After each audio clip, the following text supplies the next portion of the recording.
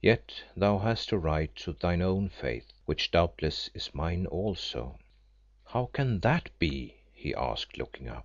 "Because all great faiths are the same, changed a little to suit the needs of passing times and peoples.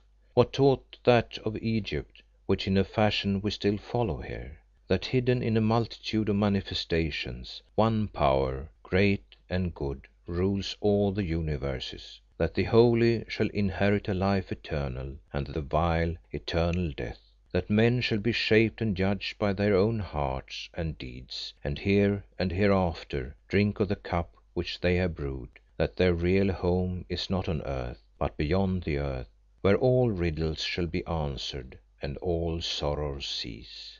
Say, dost thou believe in these things as I do?" "Aye, Ayesha, but Hes or Isis is thy goddess, for hast thou not told us tales of thy dealings with her in the past, and did we not hear thee make thy prayer to her? Who then is this goddess Hes?" "Know, Leo, that she is what I named her, Nature's soul, no divinity, but the secret spirit of the world, that universal motherhood, whose symbol thou hast seen yonder, and in whose mysteries lie hid all earthly life and knowledge. Does then this merciful motherhood follow her votaries with death and evil as thou sayest she has followed thee for thy obedience, and me and another because of some unnatural vows broken long ago?" Leo asked quietly.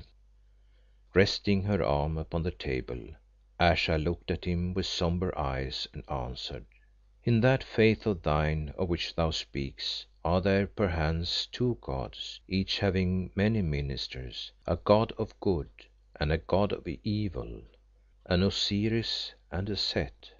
He nodded. "I thought it.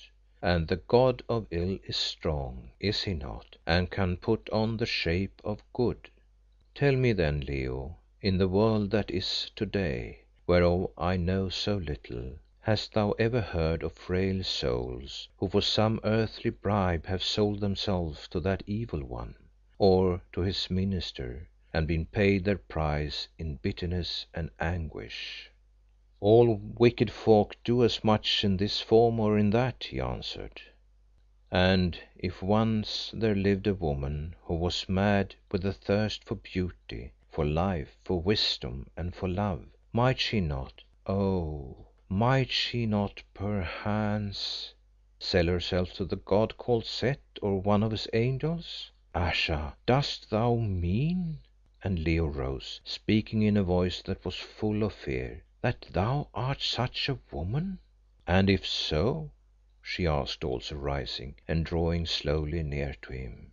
"If so," he answered hoarsely, "if so, I think that perhaps we had best fulfil our fates apart." "Ah!" she said with a little scream of pain, as though a knife had stabbed her, "wouldst thou away to Atene? I tell thee that thou canst not leave me. I have power above all men, thou shouldst know it, whom once I slew. Nay, thou hast no memory, poor creature of a breath, and I remember too well. I will not hold thee dead again, I'll hold thee living. Look now upon my beauty, Leo," and she bent her swaying form towards him, compelling him with her glorious, alluring eyes, "and be gone if thou canst. Why, thou drawest nearer to me. Man, that is not the path of flight." "Nay, I will not tempt thee with these common lures. Go, Leo, if thou wilt. Go, my love, and leave me to my loneliness and my sin, now, at once. Atene will shelter thee till spring, when thou canst cross the mountains and return to thine own world again, and to those things of common life which are thy joy. See, Leo, I veil myself that thou mayest not be tempted," and she flung the corner of her cloak about her head, then asked a sudden question through it. "Didst thou not but now return to the Sanctuary with Holly, after I bade thee leave me there alone? Methought I saw the two of you standing by its doors." "Yes, we came to seek thee," he answered, "and found more than ye sought, as often chances to the bold. Is it not so? Well, I willed that ye should come and see, and protected you where others might have died." "What didst thou there upon the throne, and whose were those forms which we saw bending before thee?" he asked coldly. "I have ruled in many shapes and lands, Leo. Perchance they were ancient companions and servitors of mine, come to greet me once again and to hear my tidings.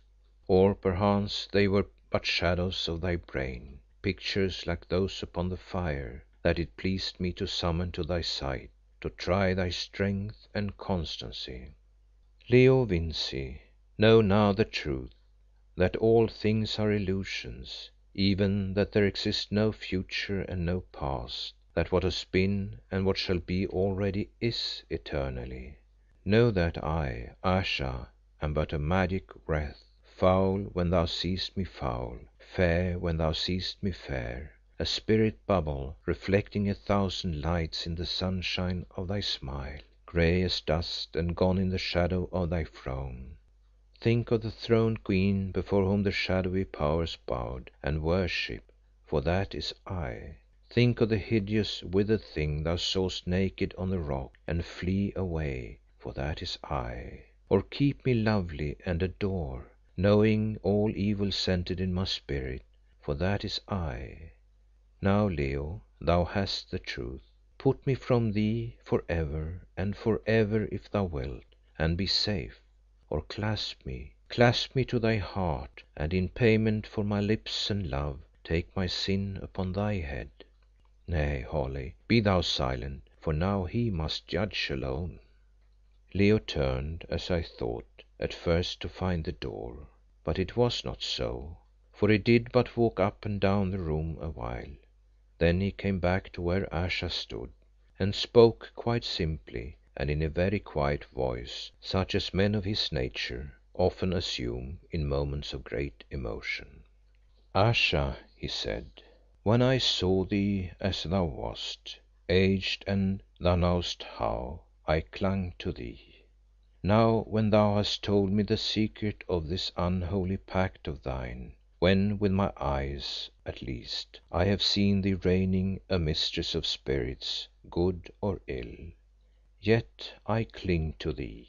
Let thy sin, great or little, whatever it is, be my sin also. In truth I feel its weight sink to my soul and become a part of me, and although I have no vision of power or prophecy, I am sure that I shall not escape its punishment. Well, though I be innocent, let me bear it for thy sake. I am content." Ayesha heard. The cloak slipped from her head, and for a moment she stood silent like one amazed, then burst into a passion of sudden tears. Down she went before him, and clinging to his garments, she bowed her stately shape until her forehead touched the ground. Yes, that proud being who was more than mortal, whose nostrils but now had drunk the incense of the homage of ghosts and spirits, humbled herself at this man's feet. With an exclamation of horror, half maddened at the piteous sight, Leo sprang to one side, then stooping, lifted and led her still weeping to the couch. "Thou knowest not what thou hast done," Ayesha said at last. "Let all thou sawest on the mountain's crest or in the sanctuary be but visions of the night. Let that tale of an offended goddess be a parable, a fable if thou wilt. This at least is true.